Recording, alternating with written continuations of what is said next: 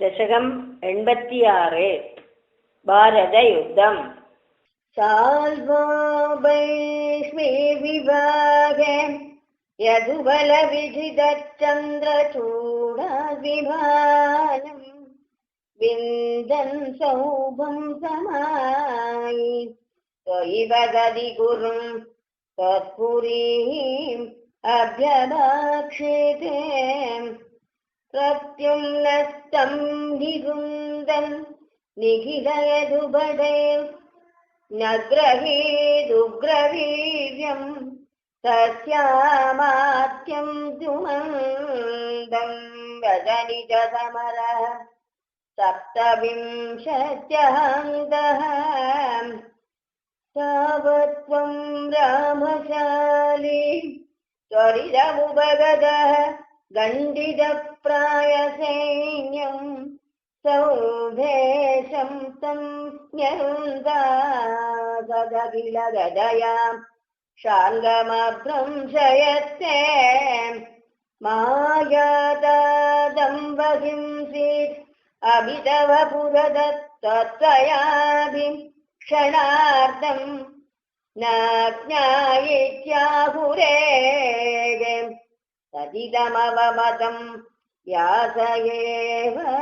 न शेरीं शित्वादौपं गदातु निदमुदगनिदौ मंक्षुशाल्येऽपि चक्रेणोत्कृत्य दण्डवक्त्रः प्रसवमभिवदन् अभ्यमुञ्चद्गदां ते कौमोदक्यादोऽसौ अभिसुहृदनिधि चैजवत् प्रावदैक्यं सर्वेषाम् एष पूर्वं द्वयहृदमनसां मोक्षणार्थोऽवतारः त्वय्यायादेव जदे किल कुरु सदसि द्युदगे संयदाय क्रन्दन्त्या याज्ञसेन्या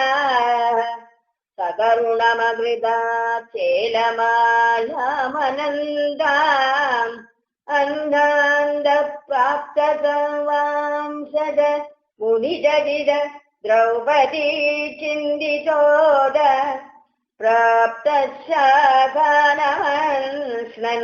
प्राप्तशाखानमन्स्नन्मुनिगणमकृता तृप्तिमन्तं वनान्ते युद्धोद्योगे समुद्रे विलसि सति वृदः फल्गुनेन त्वमेव कौरव्ये दत्तसैन्यः गरिपुरमगमो दौतकृत् पाण्डवार्थं भीष्मद्रोणादिमान्ये तव खलु वचने दीक्षिते कौरवेण व्यावृण्वन् विश्वरूपं मुनिसदसि पुरीं शोभयित्वा गतो भूम् जिष्णोत्तं कृष्णसूदः गरुडवरमुखे बन्धुगादे दयालुं गिन्नं तं वीक्ष्य वीरं किमिदमयि सखे निश्चये कोऽयमात्मा को वन्द्यः कोऽत्रहन्ता तदिगवदभियं प्रोच्य मय्यर्पितात्मा धर्म्यं युद्धं चरेति प्रकृतिमनयता दर्शयन्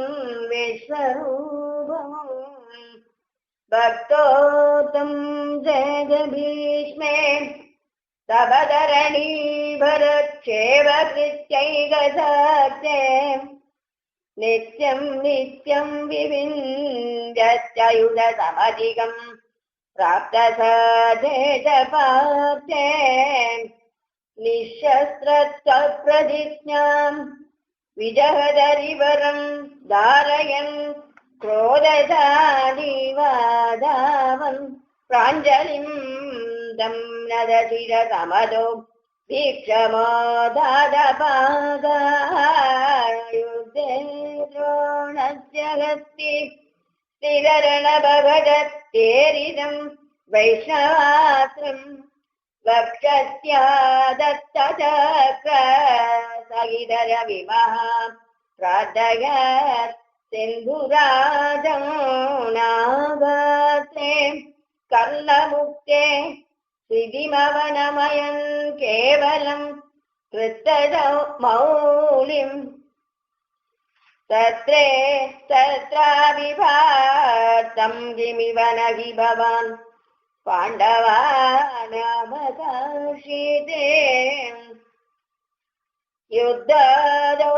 युद्धदोदितगामि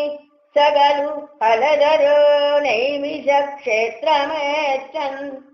अप्रत्युत्सायितु रक्षय कृतदसुतं तत्पदेः कल्पयित्वा यज्ञं बल्बलं पर्वणि परिदणयन् नादतीतोरणान्दे सम्प्राप्तो भीमदुर्योधरणमसमं वीक्षयातः पुरीं ते संसुप्तद्रौपदेय श्रवणहदधियं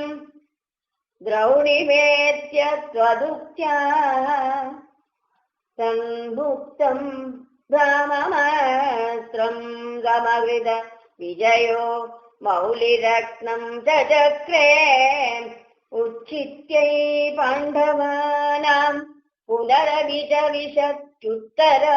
गर्भमासे रक्षन्नङ्गुष्टमात्र किल जडरमगा चक्रपाणिर्विभो त्वं धर्मौघं धर्मसूनो अभिददखिलं चन्दमृत्युः स भीष्मः त्वां पश्यन् भक्तिभूम्नैव विसभदीययौ निष्कळ ब्रह्ममूल्यं संयाज्यादाश्यमेधैः त्रिभिरतिमहितैः धर्मजं पूर्णकामं सम्प्राप्तो द्वारकां तं पवनपुरपदे पाहि मां सर्वरोगादे पवनपुरपदे पाहि मां सर्वरोगादे पवनपुरपदे पाहि मां सर्वरोगादे ॐ श्री पार्थसारथिये नमः सर्वत्र गोविन्दनाम संकीर्तनं गोविन्द गोविन्द